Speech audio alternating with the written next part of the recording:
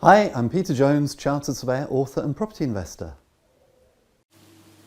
I've become very aware recently from talking to other investors that if we're not careful, we can get so excited or so enthusiastic or so keen or even so desperate to buy property and to start building our portfolio that we can end up buying properties which we shouldn't otherwise have bought. So there's a number of things which we need to fully understand before we buy any property, and this comes down to doing essential due diligence. Now, before you buy any property, and assuming that we're thinking buy-to-lets, but this would also be the same if it was a commercial property which you're going to rent out, it could be the same if it was serviced accommodation and you're going to need a flow of guests, you need to know what the rental demand is of the property. And the only way that you're going to be able to find that out is by talking to the people who deal with lettings in your area, in other words, letting agents, which is why as part of a very basic due diligence, you need to go and talk to letting agents, preferably all of the letting agents in your target area, to ascertain exactly what the tenant demand is, who the tenants are, how much they're prepared to pay, and the type of property which they want to live in. What else do we need to know? Well, particularly if you're buying a property through a third party, you need to understand the figures that you're being given. Now, you need to understand the figures even if you're sourcing the property yourself, but even more so if the property has been sourced by a third party, because there's no standard definition for things like net yield. You'll find that many people who are offering properties will produce a calculation showing what your net cash flow is going to be, for example, and all they'll do is deduct the mortgage if there's going to be a mortgage.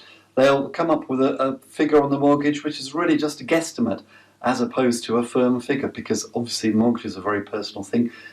You may apply for a mortgage and get a completely different mortgage from the mortgage that I would receive. So you need to think about what the figures are and what the figures are for you, and not just take figures blindly from people who produce them. Another thing which we need to be thinking about is the actual property itself. Never ever buy a property without looking at it. I've met a few people, I was going to say many people, it's far too many people to be honest, who've gone and bought a property blind without actually looking at the property before they've bought it. Inevitably and invariably, whenever you buy a property without looking at it first, there's going to be some problem or problems which is going to either make the property unviable or is going to reduce the return that you're going to receive from the property. For example, I've met people who've bought properties without going to see them first, and it's turned out that they've had pretty serious structural problems, which has cost them an awful lot of money to rectify. I've met people who've bought properties without seeing them, who have then discovered that the properties are not in an area where people particularly want to live, and they've had a great deal of trouble actually keeping the properties let and keeping the properties cash flowing. So as a very basic due diligence, you must go and look at the property, and I'm sure that you already understand that anyway.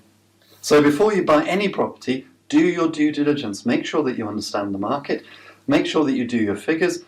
There's so many great tools out there nowadays which you can use to do your research. You can go on to Rightmove sold prices to work out what the property is going to be worth once you've bought it, once you've done the refurb, to make sure that you're not overpaying for it, to make sure that you really are buying a bargain. It's so easy to talk to letting agents to work out what the rent's going to be, to work out what the rental demand's going to be. And of course, looking at the property, making sure you actually go and see it to make sure it is exactly the type of property that you should be buying. One other bit of due diligence, which of course would be very useful before you even start buying properties, is to talk to a mortgage broker and getting a decision in principle to make sure that before you even start looking for properties that you can actually raise the finance that you're going to need in order to go and buy the properties in the first place. And if you come over to my website, www.thepropertyteacher.co.uk, and click on Learning with Peter, you'll find all of the resources which I've created to help you to invest in property, including my home study course, the Successful Property Investors Strategy Workshop, in which I'll take you through how I created my property portfolio and my passive income, starting with literally none of my own money, but building a portfolio of £2 million worth of property in 4 years. Why none of my own money? Because I'd just been made redundant, and like many people in their 30s, as I was at the time, I didn't have any savings to fall back on. In the Successful Property Investors Strategy Workshop, I'm going to take you through everything which I did right and everything which I did wrong. Everything I did right so that you can copy it and do the same, and everything that I did wrong so that you can learn from my mistakes and make sure that you don't do it too. And in that way, hopefully you'll be able to achieve far more than I did, and far more quickly, and without all the wasted time, the wasted money, and the sleepless nights which I had to endure.